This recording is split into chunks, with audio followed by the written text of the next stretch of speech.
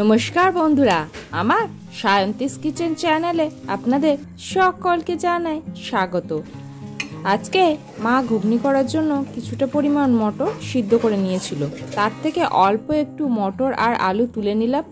এই মটর আর আলুটা দিয়ে বানিয়ে দেখাবো চটজলদি একটা স্ন্যাক্স রেসিপি, একদম ইউনিক, এবং এর সাথে আরও একটা ইউনিক রেসিপি শেয়ার করে দেখাবো। তার জন্য ভিডিওটা স্কিপ না করে শেষ পর্যন্ত দেখতে থাকুন। প্রথমে দিয়ে দেব এর ভিতর তেঁতুলের পাল্প। কিছুটা পরিমাণ তেঁতুল নিয়ে জলে ভিজিয়ে অল্প একটু নুন দিয়ে এই পাল্পটা বানিয়ে নিয়েছিলাম।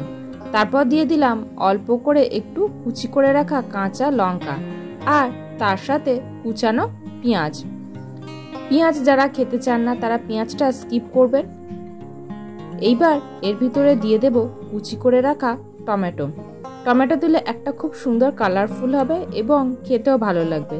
তবে দানাটা বাদ দিয়ে শুধু শাঁসটুকুই আমি ব্যবহার করেছি, কারণ দানাটা দিলে এর ভিতরটা একটু জল জল হয়ে যায়, সেজন্যই। এইবার দিয়ে দিলাম এর ভিতরে কুচি করে রাখা গাজর। গাজরটা এর সাথে দিয়ে দিচ্ছি, তবে গাজরটা যদি না পান তাহলে এটা স্কিপ করবেন। যেহেতু সন্ধ্যাবেলা চটজলদি স্ন্যাক্স খেতে ইচ্ছা করে, এটা আমাদের শরীরের জন্য বেশ ক্ষতিকারক। তবে এইভাবে যদি চটজলদি স্ন্যাক্স বানানো যায়, এটা কিন্তু দারুণ হেলদি হয় আর আমাদের এই ছোটোখাটো খিদেটাও মিটে যায়। তারপরে এর ভিতর দিয়ে দিয়েছি কুচি করে রাখা শসা।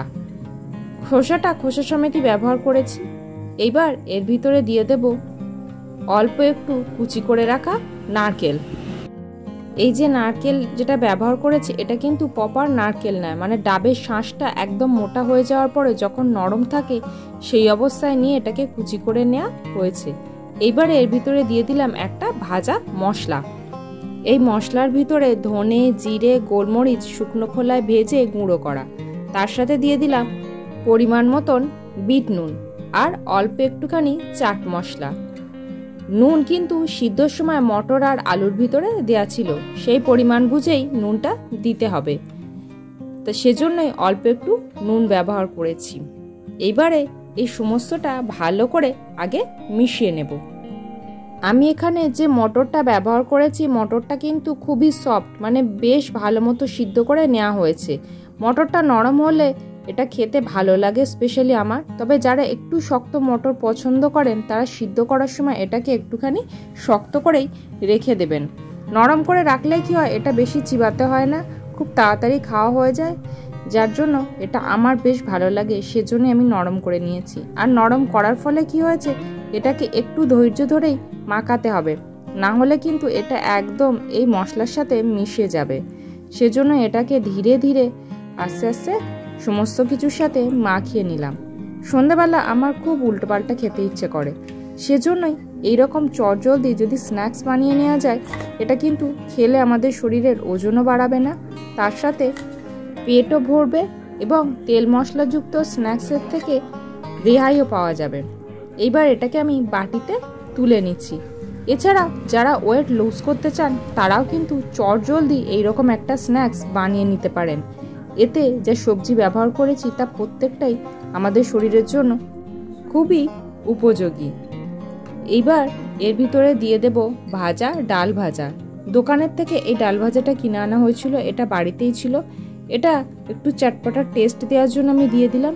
তবে যারা ডায়েট করছেন তারা কিন্তু এই ডাল ভাজাটা অ্যাভয়েড করবেন। এই ডাল ভাজা ছাড়াও কিন্তু এটা খেতে অসাধারণ লাগে। তারপরে এর ভিতরে দিয়ে দিলাম ছাড়ানো বাদাম ভাজা। তবে যারা ডায়েট করবেন তারা ভেজানো বাদাম ব্যবহার করবেন। ভেজানো বাদাম কিন্তু শরীরের জন্য খুবই উপযোগী। এইভাবেই তৈরি হয়ে গেল চটজলদি এই স্ন্যাক্সের রেসিপি। এবার বানিয়ে দেখাবো ম্যাঙ্গো মোহিটো। এটা বিকালে গরমের দিনে কিন্তু দুর্দান্ত লাগে। তার জন্য প্রথমে এখানে একটি বাটিতে নিয়ে নিলাম কিছুটা পরিমাণ চিনি। চিনিটা নিয়ে নেওয়ার পর তাতে অল্প একটু জল দিয়ে চিনিটাকে ভালো করে জলের সাথে মিশিয়ে নেব। চিনিটা কিছুটা পরিমাণ মিশে গেলে তারপরে এর ভিতরে দিয়ে দেব পরিমাণ মতন বিট নুন। বিট নুনটা দিয়েও জলের সাথে একইভাবে মিশিয়ে নেব। নুন আর চিনিটা ভালো করে মিশে যাওয়ার পর এইবার এর ভিতরে দিয়ে দেব আমের পাল্প। সকালে একটা আম সিদ্ধ করে রেখে তার ভিতর থেকে পাল্পটা বার করে নিয়েছি। আমটা খোসা সমেত সিদ্ধ করেছিলাম, তার ফলে কি হয়েছে, আমের পাল্পটা একদম শুকনো হয়ে আছে, তাই পাল্পটা এর সাথে গুলতে কিন্তু একটু সময় লাগবে। এখানে 4 টেবিল স্পুন এই আমের পাল্প নিয়ে নিয়েছি। এবার একটু ধৈর্য ধরে আমের পাল্পটাকে এই জলের সাথে ভালো করে মিশিয়ে নেব, যতক্ষণ না এটা জলের সাথে সম্পূর্ণ মিশে একটা স্মুথ মিশ্রণ তৈরি হচ্ছে। এবার দেখুন এর মিশ্রণটা একদম স্মুথ পরিমাণে তৈরি হয়ে গেছে, আর এরকম পাতলা করেই রেখেছি। তবে এটা আরও হালকা করতে হবে, না হলে কিন্তু খেতে ভালো লাগবে না। তাই এটার থেকে অর্ধেক পরিমাণ এই গ্লাসে দিয়ে দিলাম। এই লঙ্কার গুঁড়োটা দেওয়ার কারণে এতে হালকা একটুখানি ঝাল হবে, সেজন্য একটু লঙ্কার গুঁড়ো দিলাম, সাথে হালকা একটু কালারও আসবে।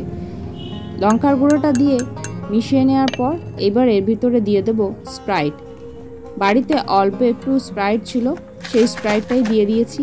যেহেতু স্প্রাইটটা আগে কিছুটা খাওয়া হয়ে গেছে, তাই এর ঝাঁঝটা অনেকটাই কমে গেছে। এবার ওপর থেকে স্প্রাইট দিয়ে এটাকে ভর্তি করে নিলাম।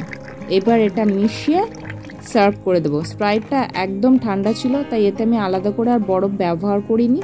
আমার এই দুটো রেসিপি আপনাদের কেমন লাগলো অবশ্যই কমেন্ট করে জানান। ভালো লাগলে একটা লাইক করুন, পরিবার, বন্ধুবান্ধব, আত্মীয় স্বজনের সাথে এটি শেয়ার করুন। আমার এই ছোট্ট পরিবারের সদস্য হতে চ্যানেলটি সাবস্ক্রাইব করে পাশে থাকুন।